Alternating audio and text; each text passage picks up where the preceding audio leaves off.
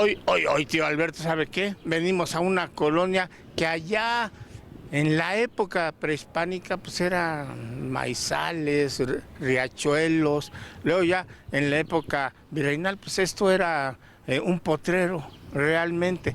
Poco a poco fue siendo un pueblo indígena hasta para acá, ya ve que de lo que era la ciudad de la Nueva España, la Ciudad de México en la época de la Nueva España, nada más ahí podían vivir los españoles. Y ya hacia el sur, a partir de San Antonio Abad, pues eran pueblos indígenas, como en esta zona.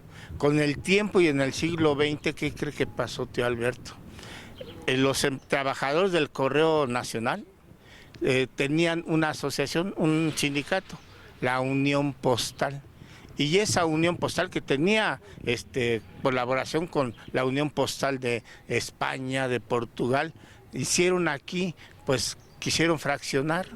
Y una de las primeras casas fue en un señor que llegó aquí y comenzó de oficio cartero a construir. Y así fue como fue surgiendo la colonia postal. Por eso es que hay calles como Estafeta, Correspondencia, Buzón. ¿No me crees que haya buzón?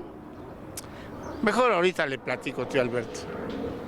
Pues sí, tío Alberto, ahí están los datos precisos y concisos. Esta fue, según la placa, la primera casa que hubo aquí en la colonia postal, que se fue desarrollando mucho más a mediados de los años 50, pero los empleados del correo la fundaron. Pero vamos a tocar, tío Alberto. Ya le digo, tío Alberto, que son casas bien bonitas, tantos años. ¿Su nombre, señor? Yo soy Susana Torres, servidor. Platíquenos de esta casa. Bueno, mire, la casa precisamente es la primera casa para el fraccionamiento de empleados de correo. Que hasta le dieron su certificado y hay un grabado viéndolo, ¿no? Sí. Entonces esta casa era una especie de preproyecto, hacer las casas o hacer que prevaleciera el estilo californiano.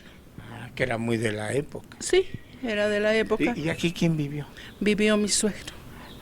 El nombre del señor. Se llamó José Rivas. Y era Guadalupe Rivas. Y era empleado postal. Era el empleado postal. Sí, regularmente fue jefe de estaciones o de oficinas de correo en los puestos. O sea que antes había como postas para... Sí, en los puertos estaban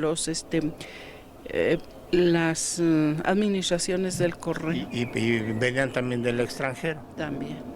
Oiga, con razón, las calles tienen nombres relacionados con el correo. Sí, efectivamente, reembolsos, aquellos carteros, la otra es estafetas y la que sigue es buzones. Es que nos llama la atención la calle de buzones. Decía el tío Alberto, ¿cómo va a haber una calle que se llame buzones? Sí, por lo de el correo. El correo, que es típico el buzón. Claro. ¿No? Sí. Entonces, bueno, todas estas calles fueron las primeras que se trazaron. Y había personas que platicaban que ellos habían llegado de 4 o 5 años y que realmente no había casas. Construcciones. No. Según las crónicas que hemos consultado, eran como un potrero, o sea, había pastizales, cosas. Sí, aparte. Sí. Pero es que eran las afueras de la ciudad en aquella época. Sí, efectivamente, las personas que vivían aquí decían vamos a México, porque iban al Zócalo o iban allá, sí. Y las personas que vivían en el centro decían, mi hija vive en la colonia postal. Venían hasta lo que es la estación del metro Villa de Cortés. Así es. Sí. Tan cerca del centro. Sí. Pero en esa época era una eternidad ir al centro. Sí, y era muy primitivo, pero al mismo tiempo ya estaban trabajando bien en los ferrocarriles. Cuando ya estuvo el ferrocarril, llevaban una oficina a bordo. Ya. En el ferrocarril. Sí.